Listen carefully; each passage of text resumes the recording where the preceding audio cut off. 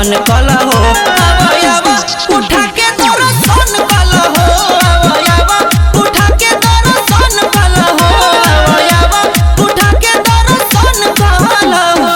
DJ Manish Raxaul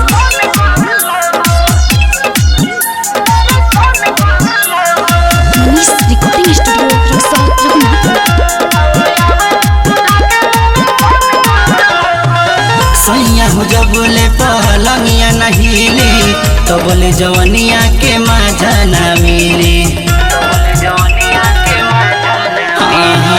सैया हो जब बोले पहलंगिया नहीं ली तो बोले जवनिया के मजा न मिली। तनी देहिया से देह घर सन कल हो तनी देहिया से देह घर सन कल हो उठा के दर्शन कल हो उठा के दर्शन कल हो उठा के दर्शन कल हो।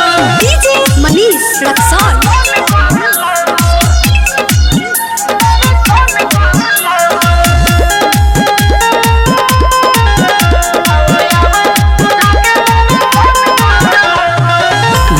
उठा के आव कल न प्यार हो बाली उठा लाली सारा होता बेकार हो।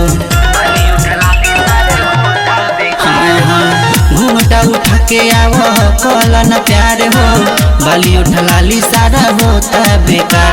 शिव यादव विशाल दाना धन कल हो शिव यादव विशाल दाना धन कल हो उठा के दर्शन कल हो उठा के दर्शन कल हो उठा के दर्शन कल हो।